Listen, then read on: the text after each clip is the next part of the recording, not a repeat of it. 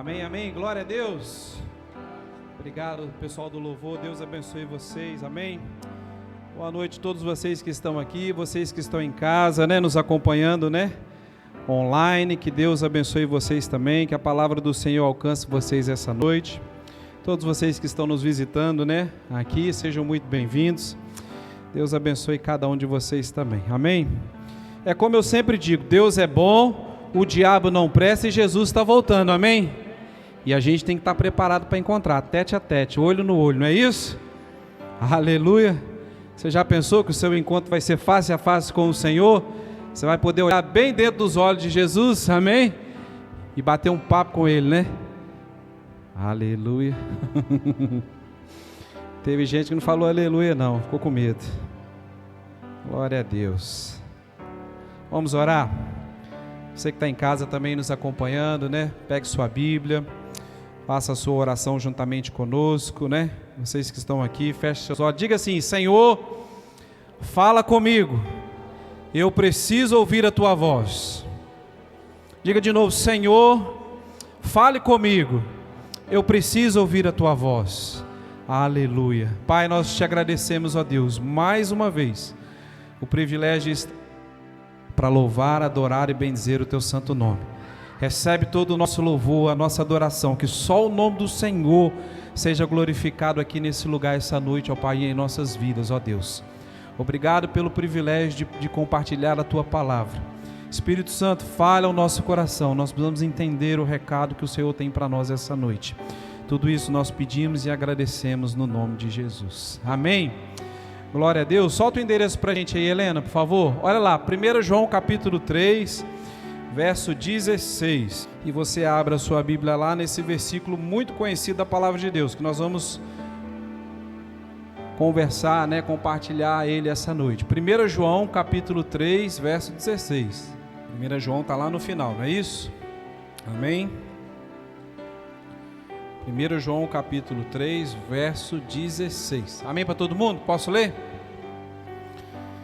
Na minha versão diz assim: conhecemos o amor nisto, que Ele deu a sua vida por nós, e nós devemos dar a vida pelos irmãos. Vou ler de novo, depois você marca na sua Bíblia. Conhecemos o amor nisto, que Ele deu a sua vida por nós, e nós devemos dar a vida pelos irmãos. Hoje nós vamos falar sobre esse título aí: Ele tomou o nosso lugar. Você pode repetir isso?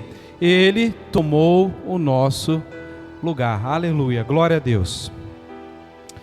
Presta atenção.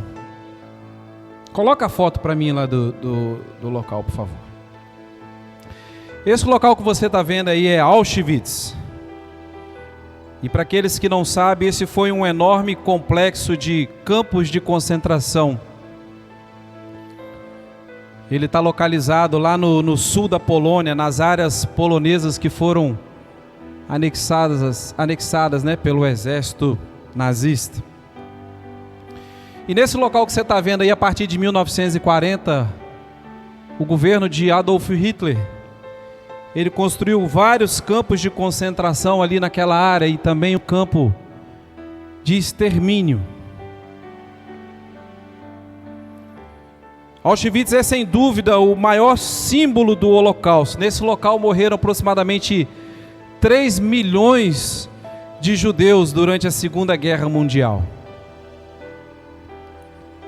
Meia tonelada de cabelo humano ainda está preservada aí nesse local. Os chuveiros que, ao invés de aspergir água, aspergiam gás tóxico que matavam as pessoas, ainda estão aí nesse local, trazendo a lembrança dos horrores, que eram cometidos ali.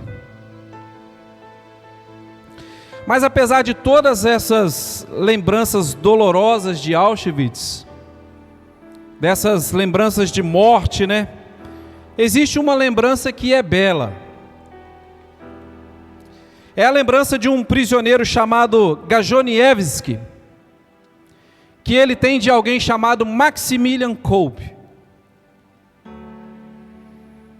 Em fevereiro de 1941, Kolbe estava encarcerado em Auschwitz. E ele era um frade franciscano. E ali naquele local de morte, ali naquele local de dor sem fim, Kolbe mantinha a mansidão de Cristo. Ele repartia seu alimento, ele dava a sua cama, ele orava por aqueles que o haviam prendido ali. E logo Kolbe recebeu o apelido de o Santo de Auschwitz. Mas em julho desse mesmo ano de 1941, houve uma fuga da prisão. E era costume em Auschwitz se matar 10 prisioneiros para cada homem que fugisse ali daquele local. Todos os prisioneiros seriam reunidos em um grande pátio e o comandante selecionaria em uma lista de chamada 10 nomes.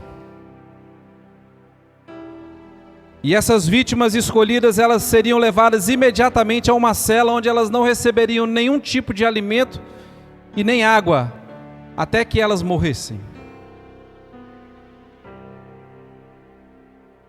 Então o comandante começa a chamar os números, e assim um por um, até que o 10º número chamado foi o de Gajonievski.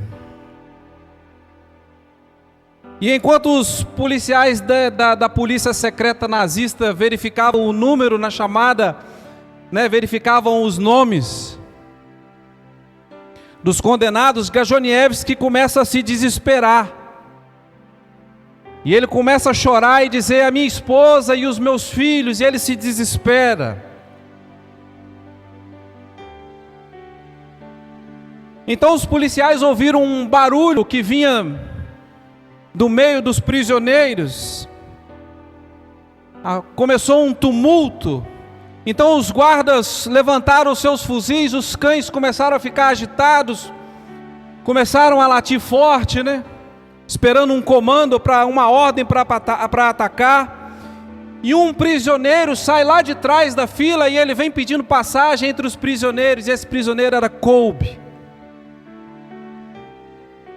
E sem nenhum medo no seu rosto, sem nenhuma hesitação no seu passo, ele vem à frente até que o chefe da guarda grita com ele: para aí, porque senão você vai morrer. Pare, porque senão você vai levar um tiro. E Kolbe mansamente diz para aquele comandante assim: eu quero falar com o chefão, o comandante principal. E por alguma razão, não se sabe o porquê, aquele oficial imediatamente não o golpeou, não o matou ali. Então Kolbe para alguns passos do comandante, ele remove o seu chapéu e ele olha bem dentro dos olhos daquele comandante alemão e ele diz assim: eu gostaria de fazer um pedido, por favor. Gente, o fato de Kolbe já não ter sido morto a essa altura já era um milagre. E Kolbe diz assim: eu quero morrer no lugar desse prisioneiro, apontando para Gajonievski. Eu quero morrer no lugar dele. E seu pedido foi apresentado ali para o comandante sem nem gaguejar. E Kolbe diz: eu não tenho esposa, eu não tenho filhos, eu não sirvo para nada, eu já estou velho. Kolbe conhecia a mentalidade dos nazistas. E o comandante pergunta para ele: quem que você é? E Kolbe responde: eu sou um sacerdote católico. A essa altura o bando estava atônito. O próprio comandante sem fala, olhando para Kolbe, até que num momento ele diz assim: permissão concedida. E Gajonievski, contando essa história, ele diz que os prisioneiros não tinham nem autorização para falar.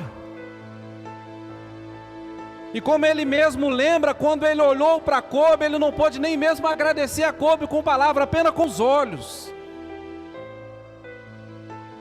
Os prisioneiros não podiam falar. E ele conta: eu estava tão atordoado que eu mal podia compreender tudo aquilo que estava acontecendo.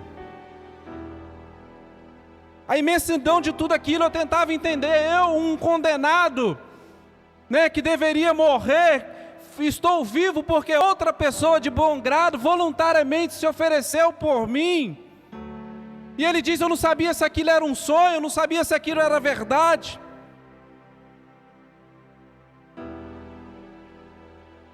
E o santo de Auschwitz ainda continuou vivo depois que os outros 9 morreram. Na verdade, ele não morreu nem de fome nem de sede. Ele morreu somente depois que um médico da prisão injetou ácido fênico no coração dele. Era 14 de agosto de 1941. E Gajonievski sobreviveu ao Holocausto para contar isso. Ele voltou para sua cidade natal. E todos os anos, entretanto, ele retorna para Auschwitz. Todo dia 14 de agosto ele vai lá para agradecer ao homem que morreu no seu lugar.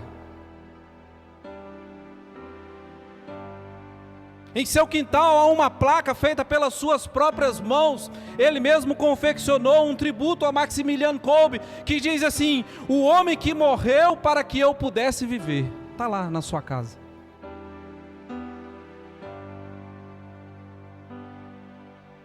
Querido, por que eu estou contando essa história real para você? Porque existem horas que nós precisamos que um anjo como esse nos lembre daquilo que nós temos. Sabe, não existem muitas semelhanças entre eu e você e Gajonievski. Não existem muitas. Na realidade nós falamos de línguas diferentes. Ele é um polonês, nós somos brasileiros. Nós moramos em lugares diferentes, saudamos bandeiras diferentes, não é verdade? Mas existem 3 coisas que nós temos em comum com Gajonievski. A primeira é que nós, ambos de nós fomos libertos de uma prisão, sim ou não? Sim. A segunda é que ambos tivemos um mestre judeu que morreu no nosso lugar, tomou o nosso lugar. E ambos aprendemos que o que temos é muito maior do que qualquer coisa que nós possamos ainda desejar nessa vida.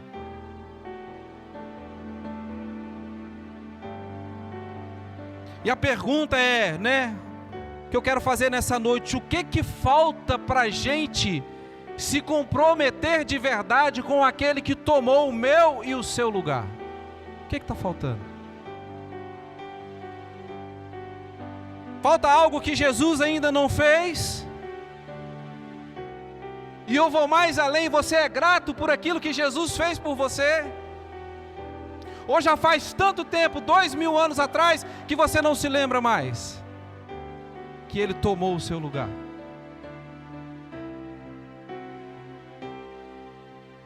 Porque nós vivíamos aprisionados pelo pecado e pelas suas consequências. E Cristo nos libertou, Cristo tomou o nosso lugar e agora nós somos livres. E a pergunta é: já que somos feitos livres, por que voltamos ao pecado? Por que voltamos para a prisão? Paulo, escrevendo aos Romanos capítulo 6, verso 14, diz: porque o pecado não terá mais domínio sobre vós, porque vocês não estão mais debaixo da lei, mas vocês estão debaixo da graça.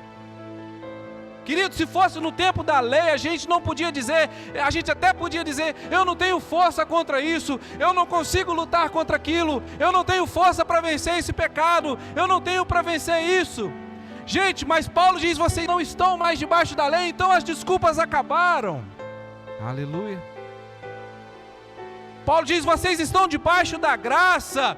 E Paulo diz: e na graça o pecado não terá mais domínio sobre vós. Então nós temos um problema aí.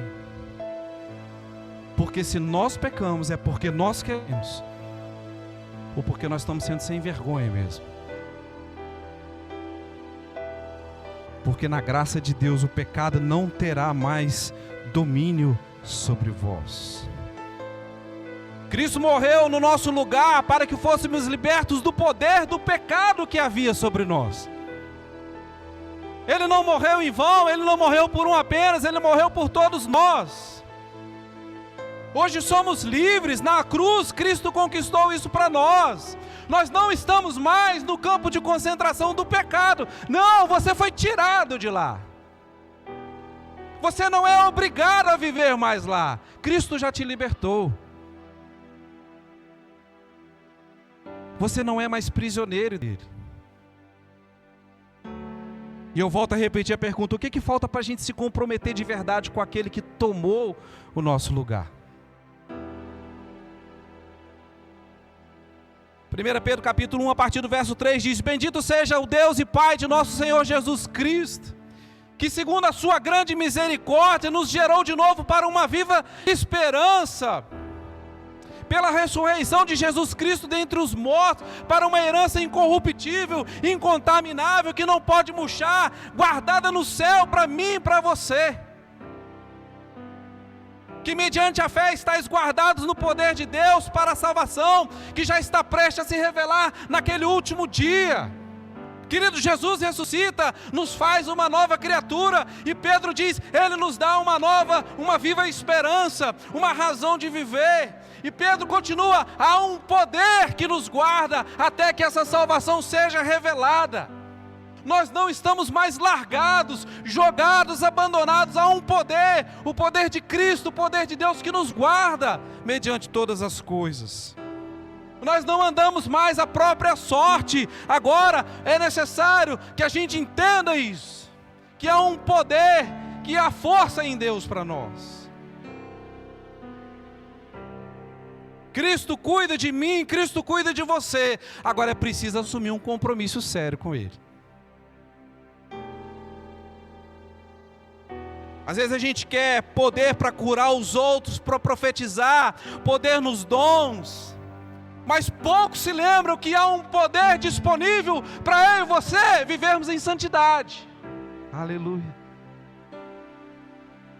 Graça disponível, poder disponível, misericórdia disponível. O pecado não tem mais domínio sobre vocês. Aleluia. Posso todas as coisas naquele que me fortalece. Aleluia, é verdade. E a primeira coisa que a gente pode é viver em santidade. Está lembrado do encontro, olho no olho? Está chegando. Ou você já nem enxerga isso mais? Cristo não morreu no nosso lugar para a gente viver de qualquer jeito. Cristo não morreu para a gente ficar vivendo, ficar brincando de ser crente. Sangue foi derramado na cruz no nosso lugar. Há uma viva esperança, um poder, uma graça, uma misericórdia disponível para nós. Mas é preciso assumir um compromisso com Deus. Céu, querido, é para quem tem compromisso. Andar com a Bíblia debaixo do braço, né? E não praticá-la, isso não traz garantia de nada, não. De nada. Precisamos viver uma vida que agrade a Deus. Viver uma vida não baseada em regras, mas uma vida de gratidão, porque Ele tomou o nosso lugar. Nós precisamos lembrar disso toda hora. Quem estava condenado a uma morte eterna, a uma separação eterna de Deus, no lugar de sofrimento, de dor, era eu e você, e Ele tomou o nosso lugar. Oh, aleluia. Nós não vamos mais para lá. Um homem movido por gratidão é um homem que consegue obedecer a palavra de Deus sem grandes problemas, porque ele sempre quer agradar a Deus. Na antiga aliança os homens ofereciam sacrifícios de animais tentando agradar a Deus, não era assim? Mas o coração deles era vazio, sem arrependimento, sem alegria, sem intimidade. Vivendo segundo a lei, Paulo diz, era impossível que o homem tivesse relacionamento íntimo com Deus. Por quê? Porque a lei não veio justificar ninguém, salvar ninguém, né? Tirar ninguém do pecado, tirar ninguém da condenação. Mas depois da cruz, oh, aleluia. Hoje nós vivemos na graça de Deus. A graça de Deus significa o amor de Deus trabalhando por você 24 horas por dia. Jesus veio morar dentro do nosso coração, você sabia disso? Você sabia que você carrega Jesus para onde você vai? Você já parou para pensar os lugares que você anda indo? Não precisa falar em voz alta, amém? Só pensa. Hoje é possível ter intimidade com Deus, aleluia. Na antiga aliança não, na lei não, mas na graça sim. De 0 a 10, qual é o seu nível de intimidade com Deus? Ele é para você, Deus é para você só uma explicação teológica de quem criou o mundo? Ou Ele é o seu Deus de verdade, o íntimo? Aquele que você anda com Ele, que ouve a voz dEle, que obedece a voz dEle? Ou Ele é só uma informação teológica? Fidesquá, né?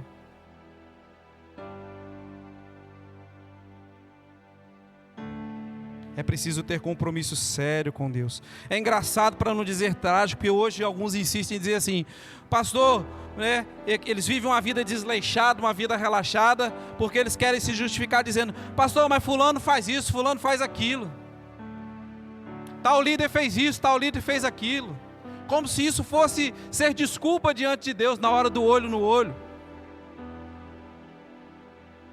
Aí Paulo escrevendo aos Gálatas, capítulo 6, verso 4 e 5, né, parafraseando, que Paulo diz assim: cada um examine-se a si mesmo com cuidado, se está cumprindo ou não aquilo que Deus espera que façamos, e evite comparação, viu? Porque Paulo diz, porque cada um vai dar conta de si mesmo. Você não vai dar conta da vida do seu irmão, e o seu irmão não vai dar conta da sua vida para Deus. Abre o olho. Não vai servir de desculpa chegar diante de Jesus: eu não fiz isso porque fulano não fez. Vai se lascar todinho.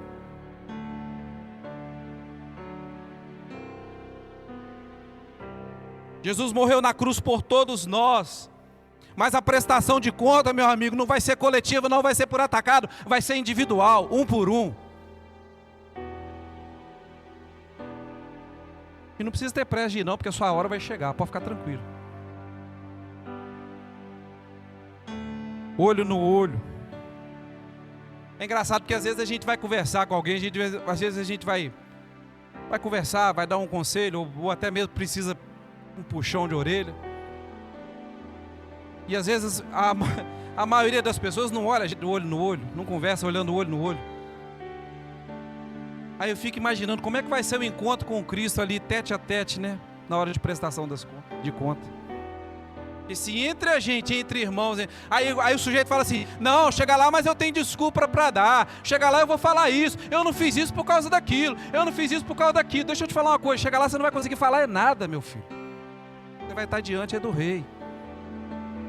Lá o negócio é diferente. Se a nossa maneira de viver não está de acordo com a palavra de Deus, nós precisamos mudar o nosso comportamento. Não tem outra solução, não tem outro jeito. Às vezes a gente quer muita aprovação dos outros, mas a gente esquece que a gente precisa mesmo é da aprovação de Deus. É melhor você agradar a Deus do que agradar os homens. Aleluia.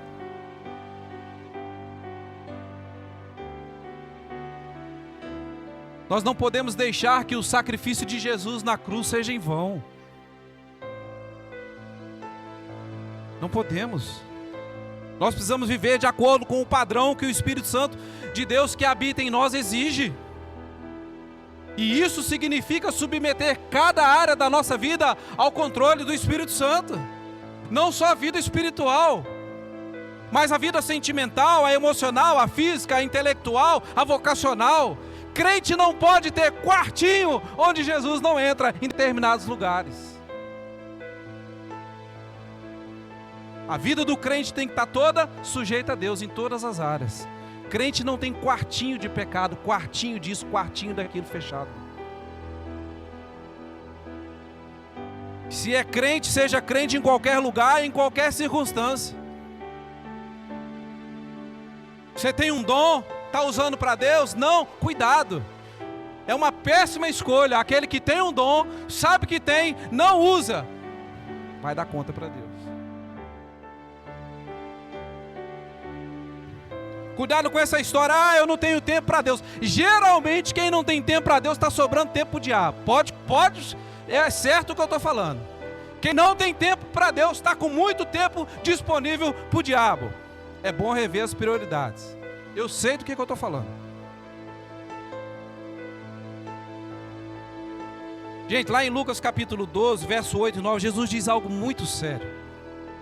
Jesus diz assim: e todo aquele que me confessar diante dos homens, também o Filho do Homem confessará diante dos anjos de Deus. E todo aquele que me negar diante dos homens, também eu negarei diante dos anjos do céu. Prestou atenção no que eu disse? Ou seja, de acordo com as palavras de Jesus, tudo que eu penso a respeito dele e como eu reajo à palavra dele vai determinar a minha eternidade. Já parou para pensar nisso? As suas atitudes determinam a sua eternidade. Ih, pastor, então lascou, deu ruim, porque eu peco bastante, eu erro bastante. Deixa eu falar algo para você, querido. Todos nós erramos. Todos erramos. Eu erro, você erra, todo mundo aqui erra. Não é porque eu sou pastor que eu sou super-homem, não. Pelo contrário, eu sou pecador, eu erro igual você erra. E Deus sabe disso. Não adianta querer esconder o erro de Deus, que Deus sabe. Não adianta querer esconder um pensamento ruim de Deus, um olhar errado de Deus. Deus sabe, querido. Davi já dizia isso. 3.000 anos atrás, Davi dizia: Senhor, tu me sondas e me conheces. Sabe o meu levantar, o meu deitar, sabe o meu caminhar, sabe quando eu assento, quando eu me levanto. Aí, de longe conhece os meus pensamentos. Salmo 139, Davi já dizia isso. A gente canta isso na igreja, sim ou não? Canta. Então não adianta querer esconder nada de Deus. Querido, mas a verdade é que Deus conhece tanto a gente que Ele sabe quando a gente peca por um erro acidental ou quando é safadeza. Ele sabe. Quando é um pecado, um acidente na vida do crente, ou quando é sem vergonhice, Ele sabe. Então não adianta querer enganar Deus. Não adianta. Tem crente que quer ter bicho de estimação e pecado de estimação. Deixa eu te falar, ter bicho de estimação não tem problema nenhum. Agora, pecado de estimação vai te levar para o inferno. Pastor, você é grosso. É só um pecadinho que de vez em quando eu cometo. Grosso é o Satanás. Estou te falando a verdade da palavra de Deus.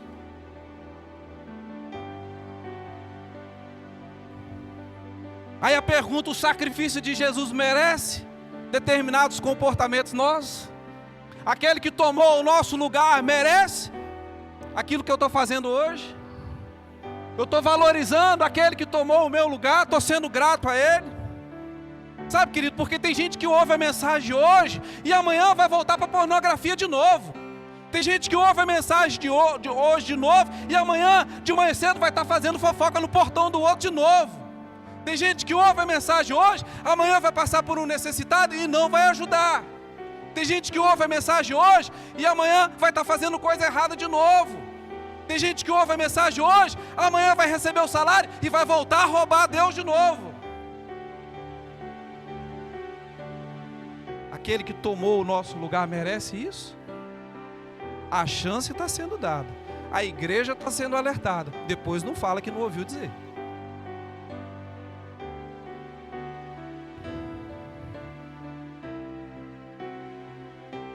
Já estou terminando. Então Jesus diz que conforme eu reajo a Ele e a sua palavra, isso determina a minha eternidade. Então a pergunta é: vivemos uma vida justa diante dos homens, honrando o nome de cristão? As pessoas veem Cristo em nós? Quando a gente sai dos lugares, a gente deixa uma boa impressão? A gente cumpre com a palavra que a gente empenha? Vivemos realmente aquilo, praticamos realmente aquilo que dizemos que somos? Ou o sacrifício já foi há tanto tempo que a gente nem lembra mais?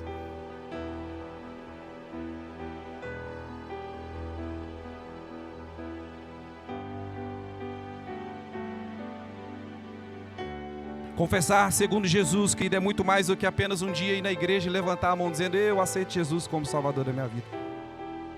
Segundo as palavras de Jesus, é muito mais que isso. Confessar diante dos homens, Jesus está dizendo: ei, é viver uma vida que honra a Deus. Livre para isso você já foi. Você está voltando ao pecado porque você quer. O campo de concentração já terminou. Você está voltando para lá porque você quer. Pastor, mas está muito difícil, a luta está muito grande. Eu estou pensando em desistir, pastor, eu já não estou aguentando mais. Vou na igreja não, pastor, estou cansado. Ah, não vou hoje não, estou com dor de cabeça. Enquanto eu preparava essa mensagem, querido, eu estava lá no meu quartinho terça-feira e à tarde eu peguei um livro para ler, que eu queria pegar uma referência de uma história e de algo que eu já tinha lido, e o Espírito Santo me trouxe uma direção sobre uma questão a respeito de muitos querendo desistir, muitos estarem cansados. E eu gostaria de ler um texto da palavra de Deus para você, para a gente terminar. Mas eu trouxe uma outra Bíblia aqui que eu quero ler numa outra versão. Mateus capítulo 5. Não precisa abrir não, quero que você preste atenção.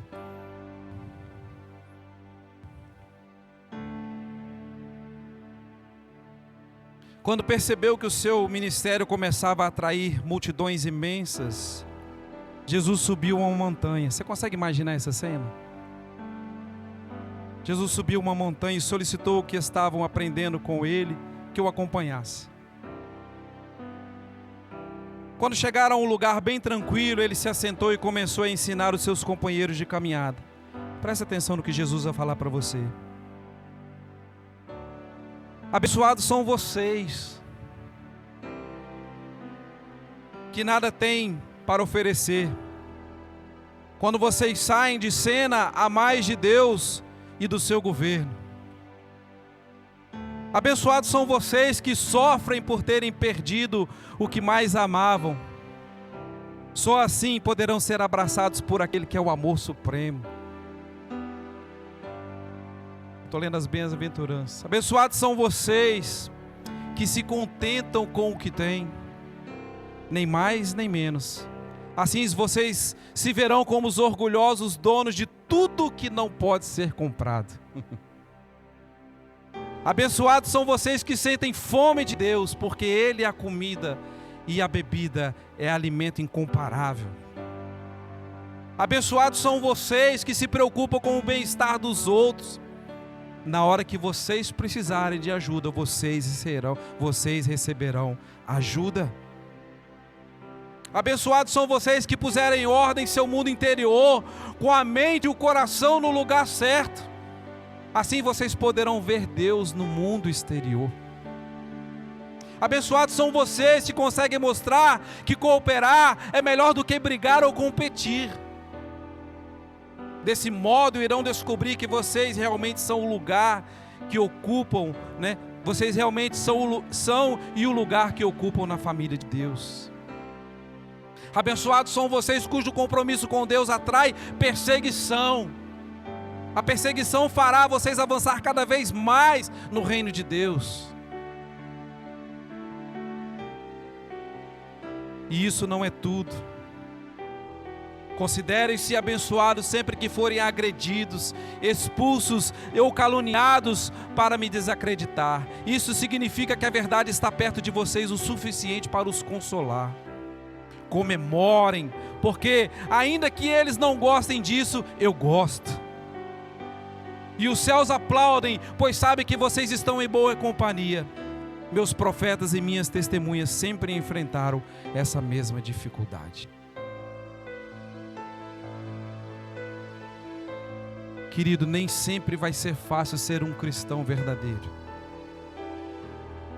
Vai ter luta, vai ter problema, vai ter dificuldade, vai ter perseguição. Mas Jesus está dizendo, tudo isso faz com que vocês se aproximem mais do reino de Deus. Isso não é em vão.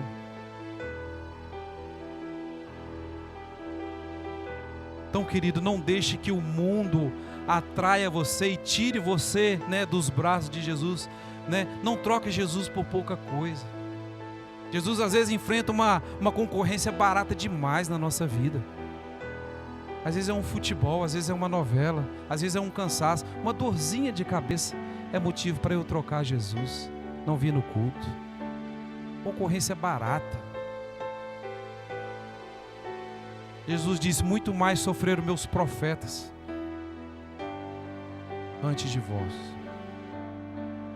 Querido, o recado de Deus para nós essa noite é claro, aquele que tomou o nosso lugar espera que nós vivamos uma vida compromissada com Deus, uma vida que agrade a Deus.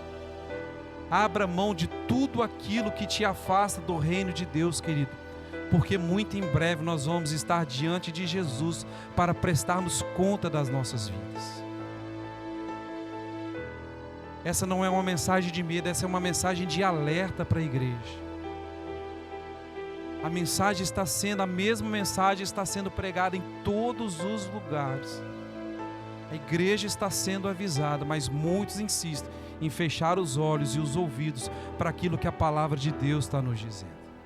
Então que você saia daqui essa noite, se o seu compromisso já era bom, que ele seja melhor ainda. E em tudo aquilo que eu e você estamos falhando, que a partir de hoje a gente assuma um compromisso e a gente seja um cristão verdadeiro. Que tudo aquilo que a gente faça seja para glorificar, honrar e agradar o nosso Deus. Amém? Aleluia. Glória a Deus. Glória a Deus. Aleluia. Fique em pé, deixa eu orar, abençoar a sua vida para a gente encerrar. Pai, nós te agradecemos, ó Deus, pelo privilégio, ó Deus, de ouvirmos a tua palavra. Que ela encontre um lugar em nosso coração, que essa boa semente venha gerar frutos dentro de nós, que haja transformação de vida aqui nesse local essa noite, ó Pai, para todos aqueles que estão nos acompanhando online, ó Pai. Muito obrigado pelo privilégio de pertencer à tua família. Louvado e bendito seja teu santo nome, nos despede em paz, nos dê um retorno em paz às nossas casas. Tudo isso nós pedimos e agradecemos no nome de Jesus. Amém. Amém. Vai em paz, querido. Deus te abençoe.